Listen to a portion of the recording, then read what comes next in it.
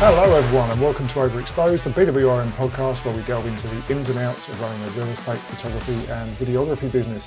My name is Dave Temple and you can now watch the podcast on YouTube at BWRM_official or listen on your favourite podcast platform. This episode we've finally bowed to peer pressure and decided to give the audience what it wants. It's up to you to decide if I actually said that or if this guy just edited the video and sound to make me sound like I said that. Today we speak to Maximilian van der Horst, aka Max, the Managing Director of BWRM Production. Welcome, Max. Hey, Dave. Good to hear you, as I do all the time through these podcasts. Yeah, it's going to be an odd one for you because not only are you on the podcast, but you're editing the podcast as well. So if you make any mistakes, you're just making more work for yourself later on. Now, you are currently based in Mauritius. The editing house is obviously based in Mauritius, but your accent tells me you're not originally from Mauritius. So where originally are you from? I grew up in Cape Town, South Africa, in a suburb of called Durbanville. I stayed there until I was 18.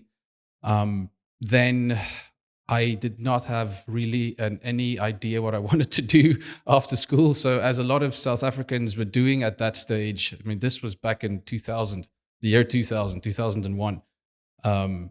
Back then, lots of South Africans was heading for London and England to find part-time jobs or jobs just for a year, like a gap year. And that's exactly what I went to go and do. Whereabouts in London were you? Well, a few places. I was in the northern part of Turnpike Lane for a while. I shared a house there with 10 people. Amazing, as you do. That's not Finchley, is it? No, it's Wood Green.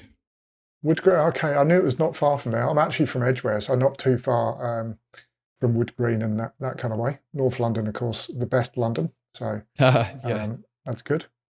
Well, yeah, I stayed there for a year and a half, just doing odd jobs, literally construction laborer, waitering service, security service, stuff as such, and sometimes all of it at the same time. But yeah, it was pretty low end stuff, but good entry just to it was pretty tough actually at some stage to, I stepped out of a I stepped out of a job once on the same day because I couldn't understand the Irish accent of the foreman. And basically they were making me sweeping scaffolding every day. So I was like, nah, to hell with this. I'm stepping out of this. But that was a pretty tough move because I was out without a job for about 3 weeks and no money and no food. So yeah, wow. Yeah. And London's not the place to be if you haven't got any money or food. It's not a great place to. Yeah, it was a great learning school. Because then we stayed in a house with 10 people, so you share and you help each other. And there was many Australians there too, and a lot of New Zealanders actually too, doing exactly the same thing. This was a good experience, good learning curve. But throughout that period, I just stayed a year and a half. I decided to go back to South Africa after then, and decided to study sound engineering, actually. So did the experience in London with all the different jobs and manual labour and all of those kind of things, did that at least taught you what you didn't want to do, presumably? Yes, I think that's a good way of looking at that. I guess you get that, man, no, I want to go back home. I didn't mind. A lot of people were moaning about how cold it is and the rain and so on in England, but honestly, it didn't bother me too much. But I think in the end, I just wanted to go back home to make something better of just sweeping scaffolding and installing ductwork and, serving. We did a silver service for celebrity events, which was interesting. Also during that time, but I realized I don't want to be serving these people. No, but that's a hell of a contrast between scaffolding in the daytime and silver service at night. So yeah, you definitely saw some variety. It's funny, like literally I'd get home and I would be all dusty and dirty, and literally within 1 hour I need to get into a suit with a bow tie and end up at night to service all these high-end events that they book you in when you are saying you're free. So it's like, yeah, fine, I'll go and do it. The funniest bit about that is that all of those celebrities didn't realize they were having their silver service delivered by a scaffolder. Best part of all of it is true, yes. Yeah, I guess no idea. What's a funny story is actually one one of those events was serving the premiere of the Jackass movie, the first one. So we were we were in between all the Johnny Knoxville and all those guys from the crew, and serving them drinks and hanging out at their party. It got pretty wild. Wow, yeah, that would have been Construction by day and serving these people by night, and then on weekends sometimes I did security work, but I was probably the worst security guard on the planet. So yeah, I think I've realized that's definitely not my path. Yeah. So how did you jump from doing all these things that you didn't particularly want to do to learning sound engineering? Where did that come from? Well, throughout school, high school, I actually was a pretty good drummer. I'm still playing the drums from time to time, but I got pretty good at that. And I played in some bands throughout high school. And during this time, I learned also to do some electronic music, which I wanted to keep doing. And I wanted to get back to that because there was a huge passion for this. And I decided that I wanted to go study sound engineering as a result, to get closer to musicians and learn better, how to work with music, how to make better sound mixes, how to just be involved in the music industry is what I wanted to do in the beginning. I wonder how many times the I'm a musician and I don't know what to do with myself axis crosses. I bet it's It's quite exactly often. it's exactly that, and I'm one of those. Um, um, Basically, yeah. So I went to study sound engineering because of that. I wanted to get better, and I was lucky enough to just as I finished the course, one of my friends was working at a production company in Stellenbosch, one of the wine regions in Cape Town, and they were working for a TV production company that made sports highlights shows and lifestyle magazine shows that was presenter driven. And they were searching for a sound engineer because they were using a contractor or something as such. And what happened? It's a strange story. What happened was I went to see the boss, and they said, "Yeah, sure, he'll get back to me." And I really, really wanted the job, so he said he'll talk to me again, but I just went back the next day regardless. And basically, then I think the sound engineer was there, caught sort of an idea of what's happening, so he didn't pitch up again, and well, something like that. And then what happened was there was 4 TV mixes to be done that week, and suddenly the boss said to me, "Look, Max, if you can pull this through, you get the job. Mix all 4 of those shows by the end of this week, and you're on board." So Wow. uh, yeah, and that's really how it started. And basically, I was alone. There was no mentoring or anything in the studio. Yeah. I just had to do it, and I refused to be beaten. So actually, that first week was I did a 36-hour stint without going home because I wanted to make the deadlines, and I refused. I wanted that job. It's like, okay, I'm going to take it. And I knew it wasn't in the music studio and in the music direction, but I thought at the time, look, that's the foot in the door. That's the first step. Get some experience, get something behind your name, and you can build from there. It was the idea. So I said, well, damn it, I'm getting into this thing, and I'll do it. So luckily, what happened is after 36 hours, not going home, sleeping a little bit on the studio couch in between, I got those mixes done, and yeah, I got the job.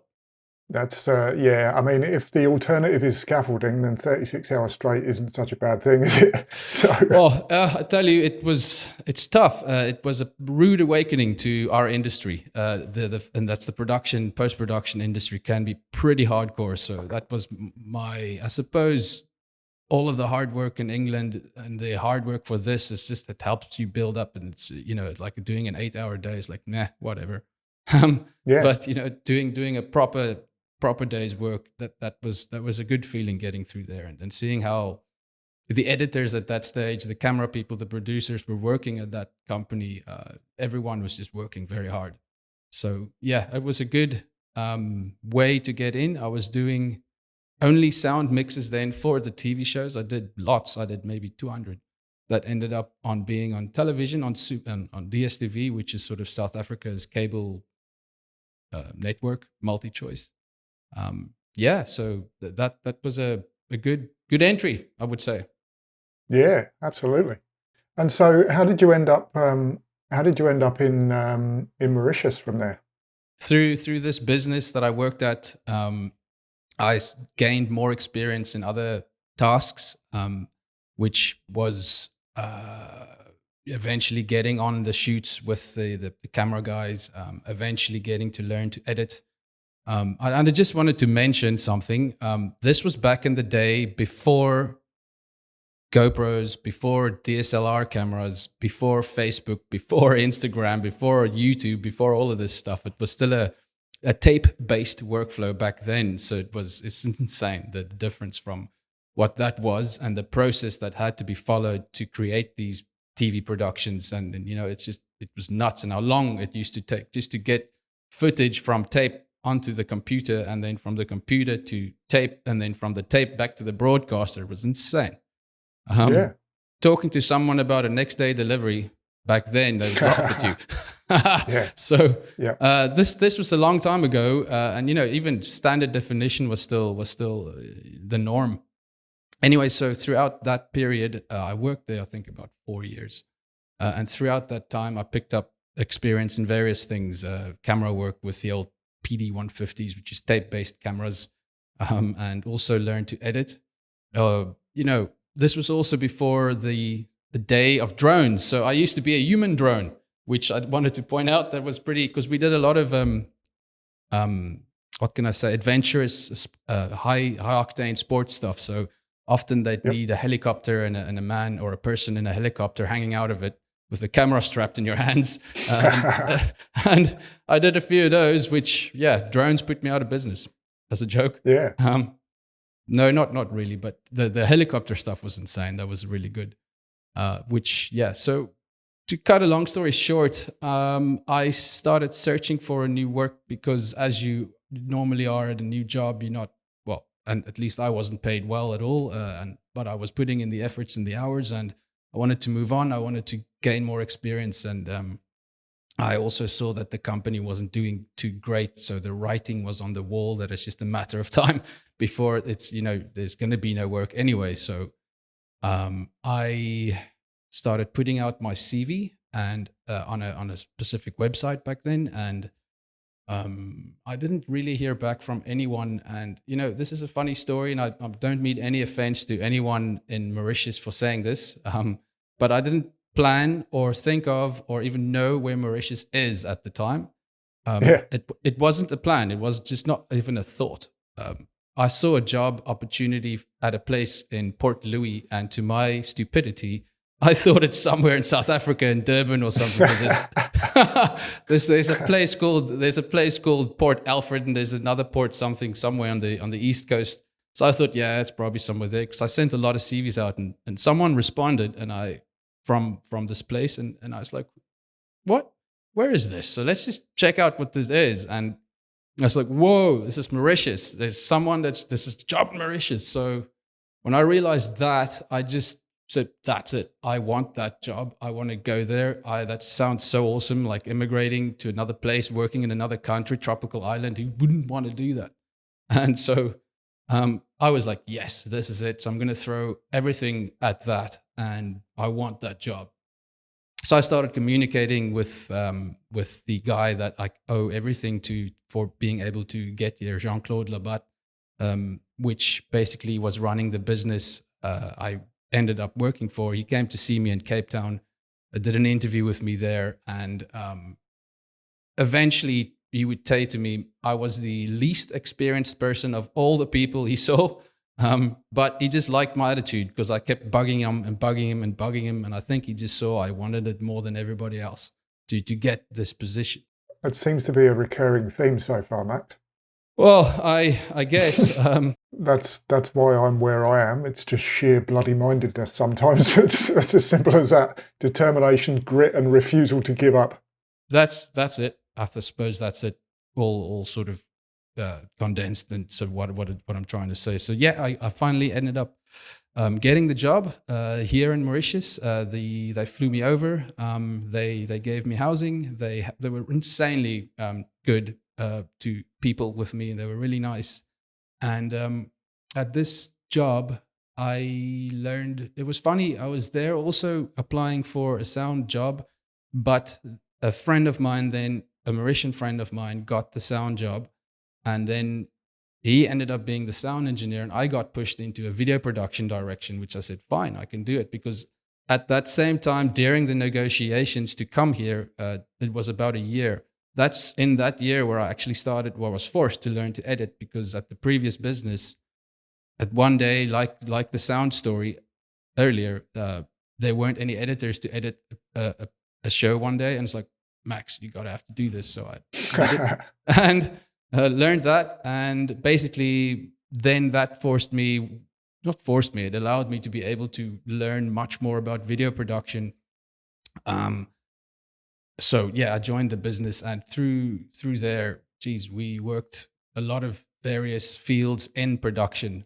There's a lot of stuff that I was doing or people and creatives I was dealing with, from producers, directors, ad agencies, creative directors, etc. So we dealt with all of these people in Mauritius. So you learn a lot when you're sort of in production and dealing with many of these corporate clients. And I had to dabble in a few of those tasks as well throughout my stint with this business. But yeah, that's there's a lot in there that I can talk about, but I suppose we don't have all day. Yeah.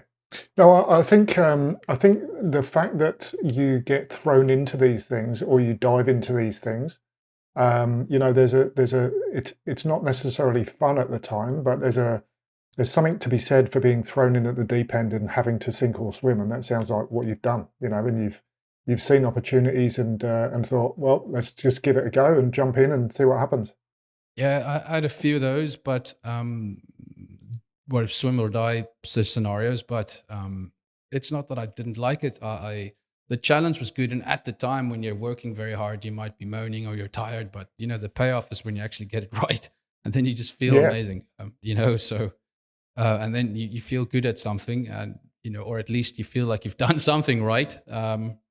So yeah, that those do or die scenarios happened a few times, and um, lots of experience gained. We've did a lot of tight deadline style work. We had a couple of big clients that we worked a lot of productions for here in Mauritius, both local and internationally.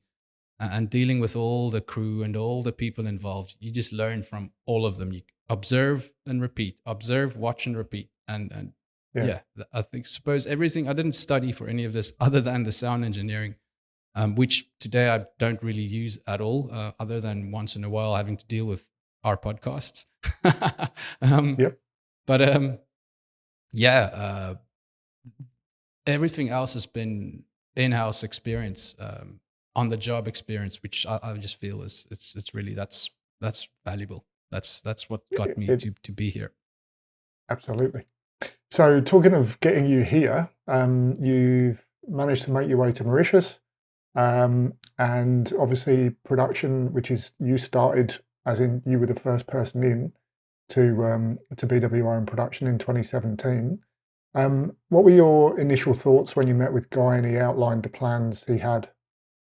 Guy, okay, so the story with Guy is I'll skip the how I got to meet Guy a bit because that was through Ryan, and he did a good job introducing me. But eventually meeting Guy and Andrew at the Voila Bagatelle hotel in a conference center was a very good meeting. And I looked at the two guys, and it looked to me like they have their, like we say, their ducks in a row, and they have their Yep. stuff sorted, and they know what they want to do, and they've got a clear, very clear plan. And I really like that.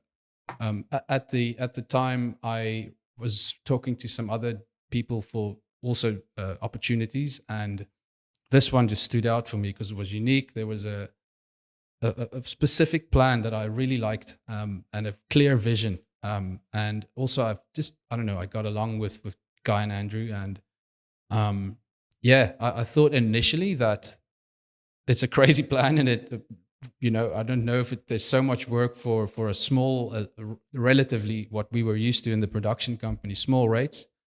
Mm. um so I didn't know if that's a long-term thing, but I thought this is definitely the next step for me, and basically at that stage, this was 2016 or 2017 sometime.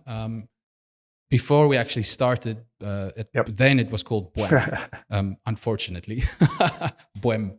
Um, yeah, so I was at the previous business, and we sort of were in a crossover phase where it also looked like the work might be drying up for various reasons. And it looked like, because I'm an expat, I have to be on a permit here to work. I can't just come here and work. So and that's all tied to working for someone. And there's other ways, but I was on a permit like this, and it was coming to the end, and I felt really threatened to lose that permit because of how things were going with the business. And I've had a huge fear of, because at the time I had a young daughter, she was just a baby still, and I had this big fear that I'm going to have to be sent back to South Africa because I can't physically be in Mauritius. So it was a complicated situation for me, and when negotiating with Guy in the beginning, that was one of the things that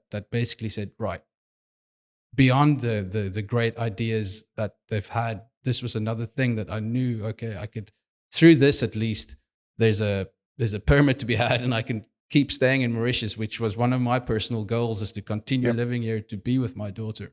So that was massive, and that was a huge jump for me to actually quit the previous business, hand in my resignation, go there and say I'm done amicably, and get into then Poem with all of you guys. That was huge. That's a hell of a leap of faith when you consider that, your very being in Mauritius relies on this working, right? If you jump in and it doesn't work, or if you jump in and it's not what you thought, then maybe you're off. Yeah, and I didn't know. Well, I thought I could trust Guy and Andrew from the discussions we've had, but you don't know them yet. You don't know the people yet. Like, there could be anybody. It could be right or wrong. But I think I read it correctly, and the guys, they told me the right stuff. I asked a bunch of questions at the time. At our conference, there was several guys there, and I think yeah, that was great that I was the guy you guys liked. I'm very happy, and yeah, now we've come so far since then. A lot has changed. A lot has changed. Were you aware at the time that real estate for videography was a thing, or did you have any awareness of it at all? No, not at all. And if you not at all, not as big as it is in Australia and New Zealand, or elsewhere, but definitely not here or back in South Africa. It's not the same at all. So it wasn't a thing. We would do big productions that would take weeks to do for a villa, for instance. And it's like, okay, huge budget, a lot of things, get helicopters, get TV crew, get lights, get spend days in a big budget. So I was not aware or used to this at all. And with the workflows that was being set up, I don't even think that existed a year or two prior to we started doing this. And what I mean is working remotely so quickly, and editing work and sending it back and forth internationally that quick. It was unheard of. It's just something that I don't. I'm talking under correction, but I don't think it has existed then at all. We must be one of the first to have done that. I think from my memory, while we were developing the process, things were improving. Obviously, internet speeds improved to make it worthwhile. The technologies available improved to make things worthwhile and work better. So it was like we timed it absolutely perfectly, I think.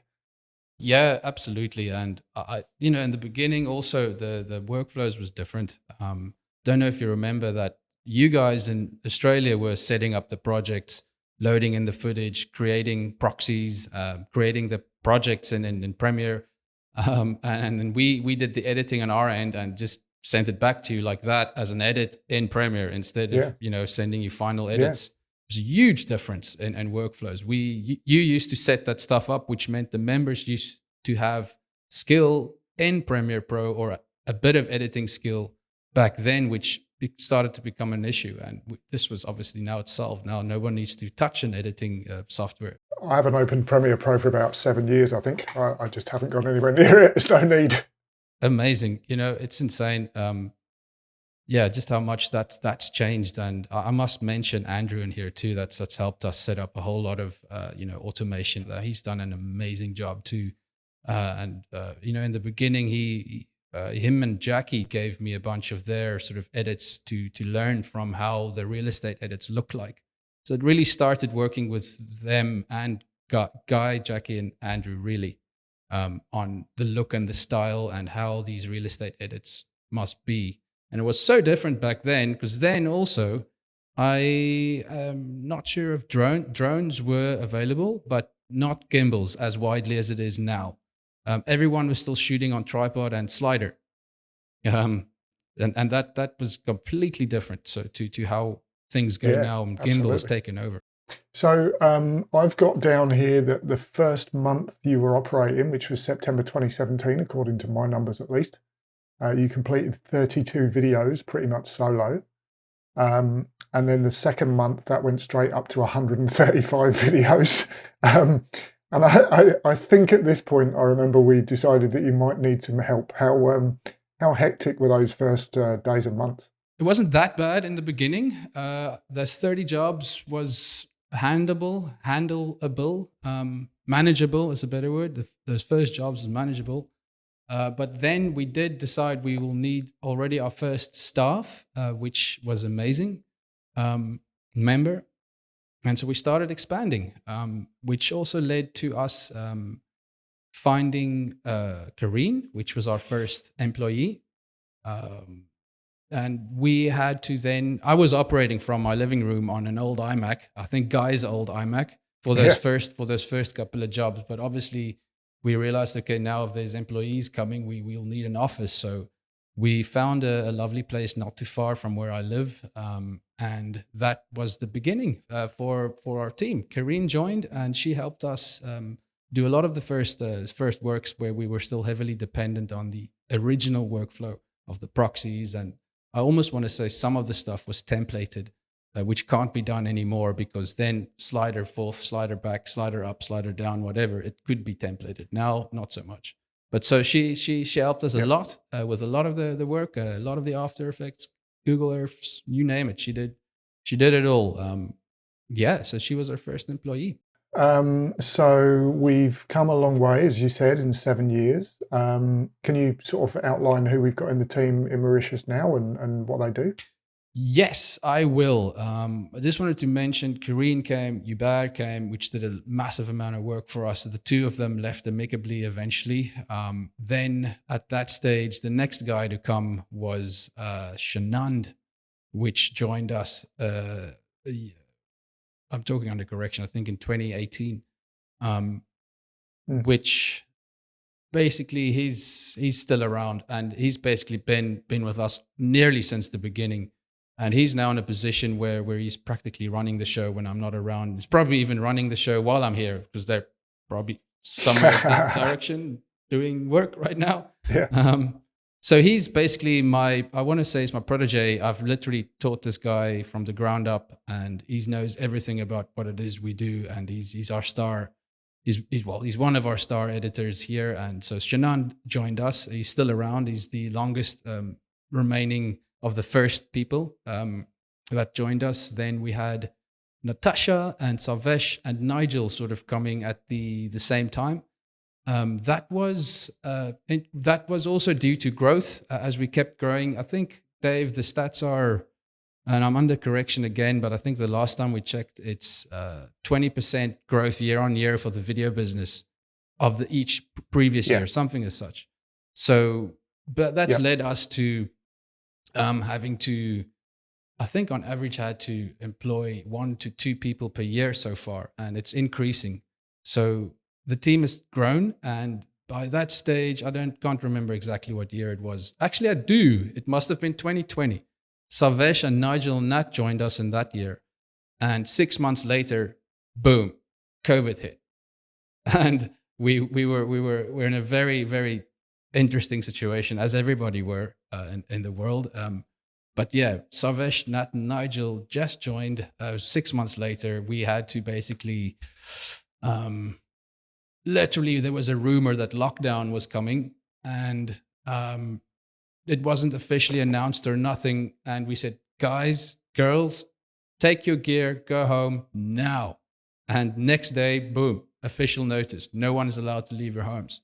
And we were in lockdown for a long time, but that was a big thing, trying to operate a team of, I think we were 5 then, remotely.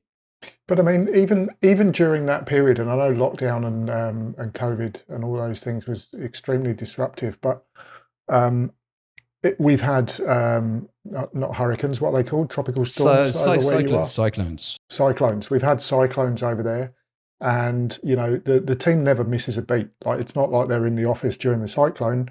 They disperse, it's distributed, but the work still gets done.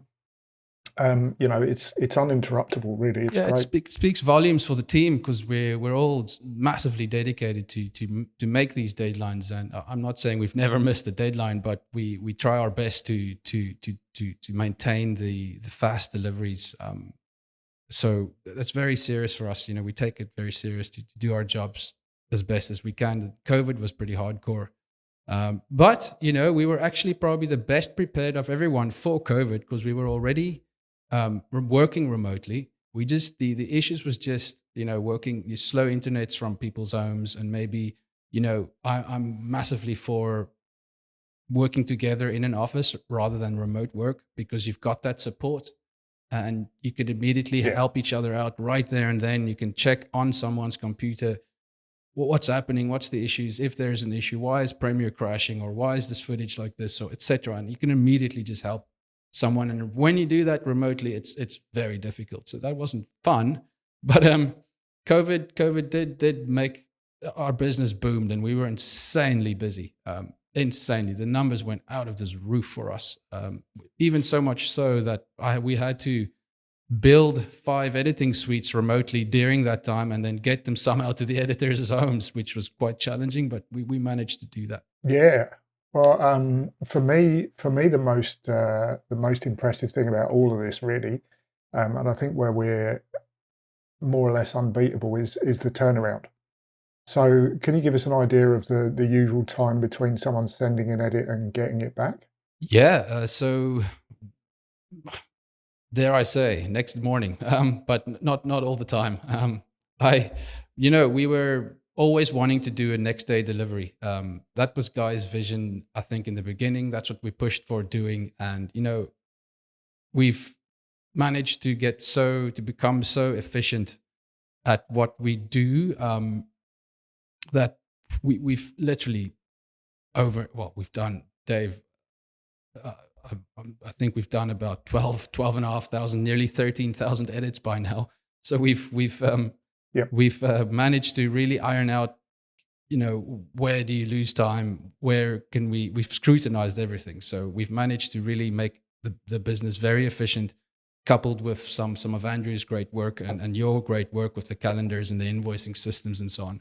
But yeah, so next day we can do next day. Really just depends on the amount of footage is the big thing that determines for us how quickly we can turn around a project. So within our products, most of the usual products, if we get that, say, by around noon, 1 o'clock Mauritian time, there's a very good chance that you will have it back in the next morning. Yeah.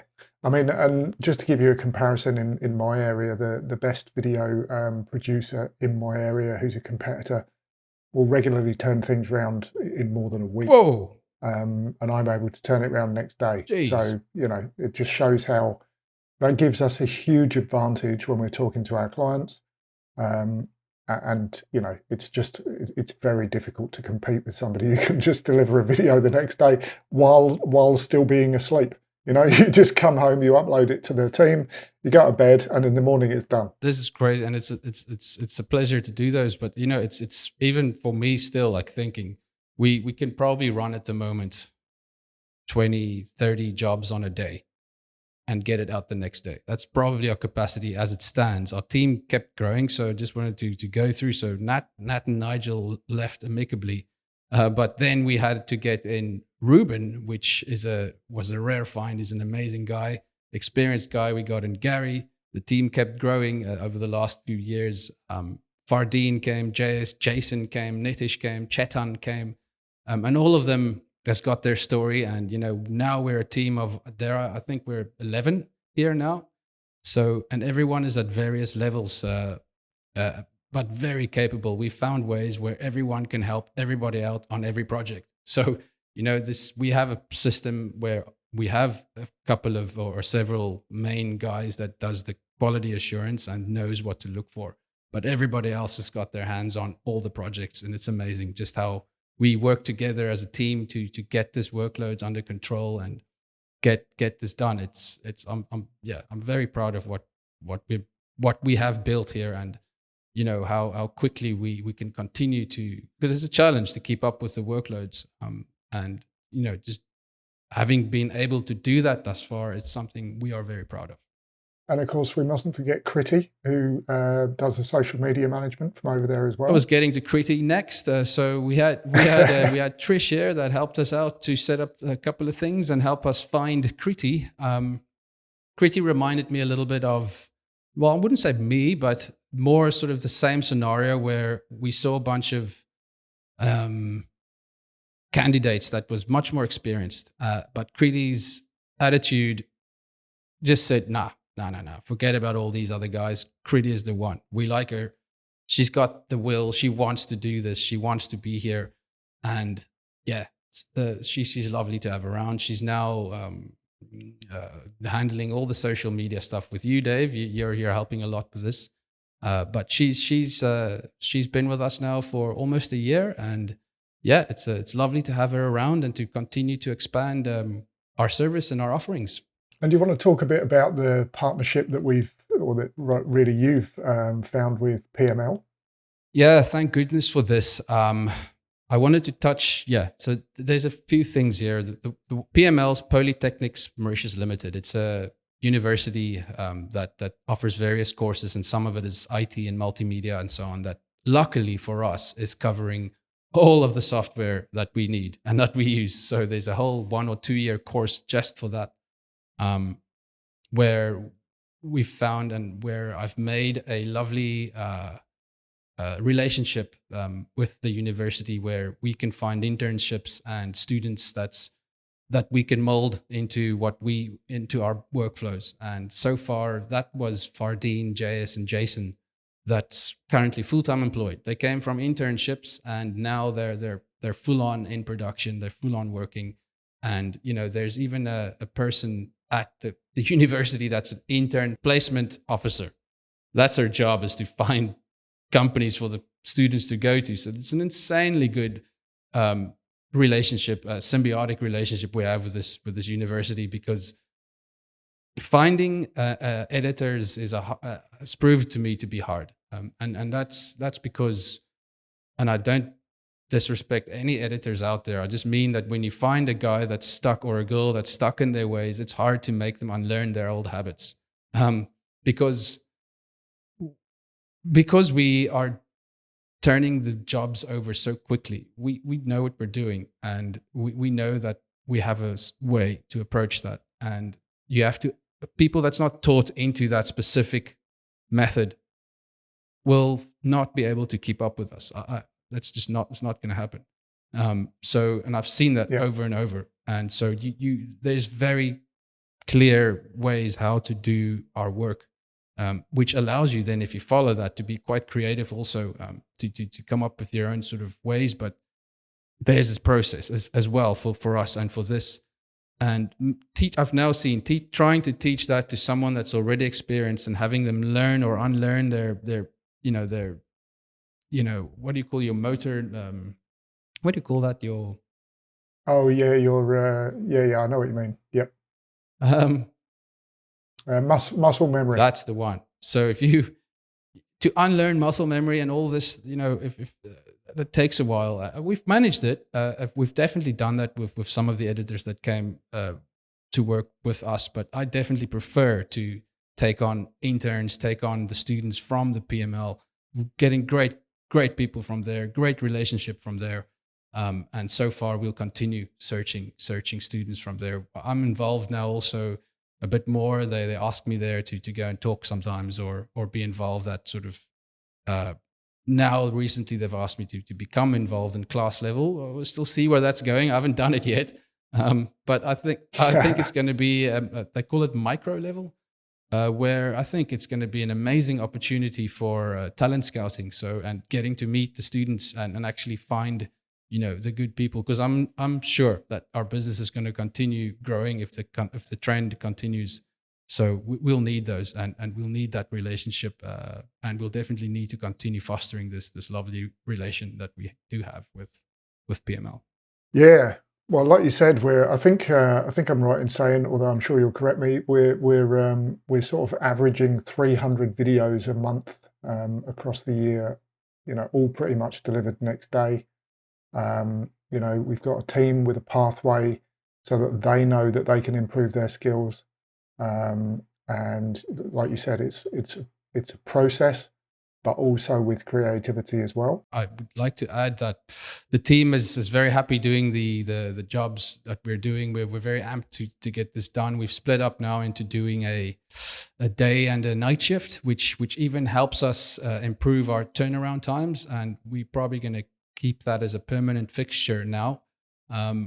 We're not doing a 24-hour shift just yet, but that might come so that we could keep up with workloads for other countries around the world when we get there. But yeah, I'm also happy to say, and perhaps I can send some pictures.